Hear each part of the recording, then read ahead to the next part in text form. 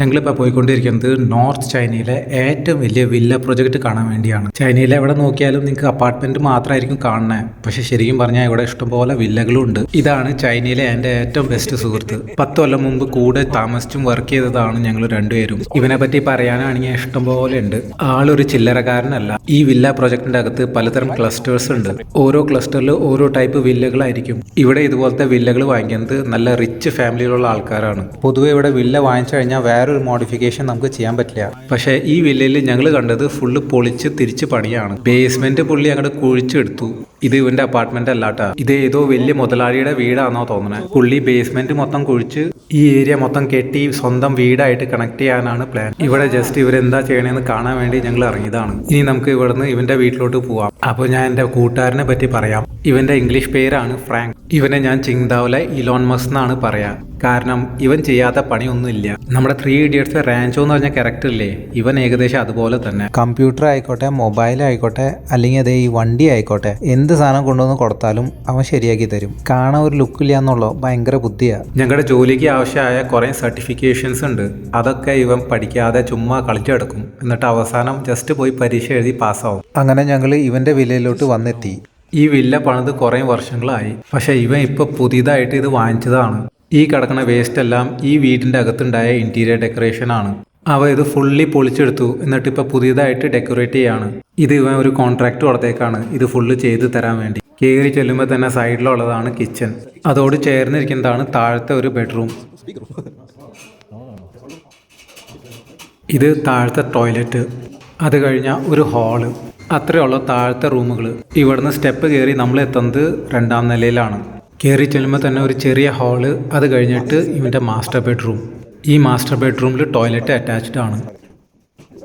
ഈ നടുക്ക് കുഴിച്ചെടുത്തേക്കണ ഭാഗം അകത്ത് കുറേ ഡിസൈൻ ചെയ്ത് ലൈറ്റ് വെച്ച് പിന്നെ മുകളിൽ ഗ്ലാസ് കൊണ്ട് മൂടും. ഇത് കാണാൻ നല്ല ഭംഗിയായിരിക്കും എന്നാണ് ഇവൻ പറയണത്. അടുത്തതാണ് ഇവന്റെ മെയിൻ ഏരിയ.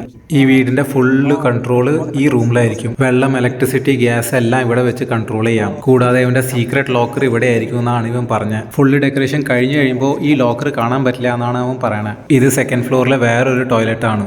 പിന്നെ ഇത് വേറൊരു ബെഡ്റൂം കൂടി.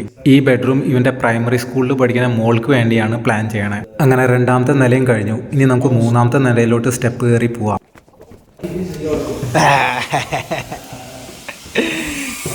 ഇത് ഞാൻ വന്ന് താമസിക്കാൻ വേണ്ടിയുള്ള റൂമാണെന്നാണ് ഇവൻ പറഞ്ഞത്.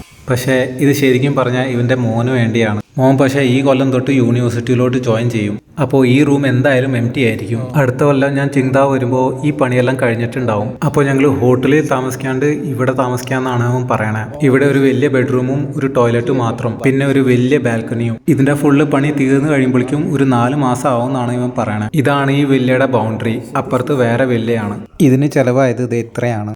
പഴയ ഡെക്കറേഷന്റെ വേസ്റ്റ് കൊണ്ട് ഈ സ്ഥലം മൊത്തം മൂടി കിടക്കുക. ഇത് ക്ലീൻ ചെയ്ത് കഴിയുമ്പോൾ ഒരു ചെറിയ പാർക്ക് ഉണ്ടാക്കാനാണ് അവന്റെ പ്ലാൻ. ഈ വില്ലകളുടെ അടിഭാഗം, അതായത് ബേസ്മെന്റ് ഏരിയ, പുറമേന്ന് ആക്സസിബിൾ അല്ല. പക്ഷെ ഇതുപോലെ മതിൽ പൊളിച്ചു കഴിഞ്ഞാൽ നമുക്ക് ഈ ഏരിയ കാണാം. ശരിക്കും പറഞ്ഞാൽ ഇത്രയും സ്പേസ് അകത്ത് വേസ്റ്റ് ആണ്. സോ ആൾക്കാർ ഈ മതിൽ ഒരു ഡോറ് പോലെ പൊളിച്ചിട്ട് ഈ സ്പേസും യൂസ് ചെയ്യും. ഇങ്ങനെയൊക്കെ ചെയ്യാൻ സമ്മതിക്കുമെന്ന് ചോദിച്ചാൽ പേപ്പറിൽ അലൗഡ് അല്ല. ബാക്കി നിങ്ങൾക്ക് ഊഹിക്കാവുന്നുള്ളൂ. ഇതിപ്പോ ഇവന്റെ അയൽവാസിയുടെ വീടാണ്.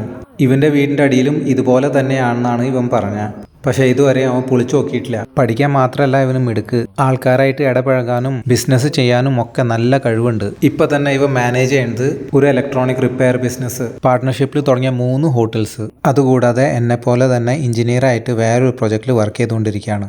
ഇപ്പോൾ ഞാനും ചിന്നും താമസിക്കുന്നത് ഇവന്റെ ഹോട്ടലിൽ തന്നെയാണ്. ഇതെല്ലാം മാനേജ് ചെയ്യാൻ ഒരു മാനേജർ പോലും ഇല്ല. എല്ലാം സ്വന്തമായിട്ടാണ് ചെയ്യണത്. ഇവന്റെ ഭാര്യ ഇലക്ട്രോണിക് ബിസിനസിന്റെ അക്കൗണ്ടിങ് ഒക്കെ നോക്കണു.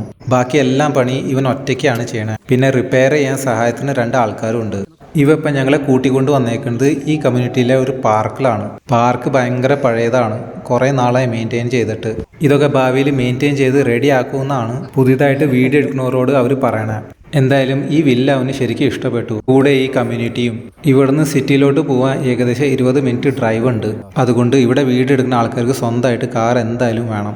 ഇതാണ് ഈ കമ്മ്യൂണിറ്റിയുടെ അകത്തുള്ള ഒരു തടാകം. ഈ മലയും വീടുകളൊക്കെ ആയിട്ട് ഒരു അടിപൊളി വ്യൂ ആണ് ഇവിടെ നമുക്ക് കാണാൻ പറ്റുന്നത്. ഇവിടുന്ന് സൂം ചെയ്ത് കഴിഞ്ഞാൽ ആ ഭാഗത്താണ് അവൻ്റെ വീട് തന്നെ. അവിടെ നിന്ന് ഇറങ്ങി ഞങ്ങളെ കൂട്ടിക്കൊണ്ട് വന്നേക്കുന്നത് അവൻ്റെ ബ്രെഡ് ആൻഡ് ബ്രേക്ക്ഫാസ്റ്റ് ഹോട്ടലിലാണ്. അപ്പോൾ ഇതൊക്കെയാണ് ചൈനയിലത്തെ വില്ല വിശേഷം. അടുത്ത പ്രാവശ്യം ഞങ്ങൾ വരുമ്പോൾ ഈ വീടെല്ലാം പണിത് തീർന്നിട്ടുണ്ടാവും. അപ്പോൾ ഞാൻ കാണിക്കാം മൊത്തത്തിൽ എങ്ങനെയായിരിക്കും പണിത് കഴിഞ്ഞുള്ള വ്യൂന്ന്. ഇപ്പോൾ തൽക്കാലം കോഫി കുടിച്ച് കുറച്ച് ബാർബിക്യൂ കഴിച്ച് നമുക്ക് ഈ വീഡിയോ ഇവിടെ നിർത്താം. ഇനി വേറൊരു വീഡിയോ ആയിട്ട് നമുക്ക് പിന്നെ കാണാം. Bye bye.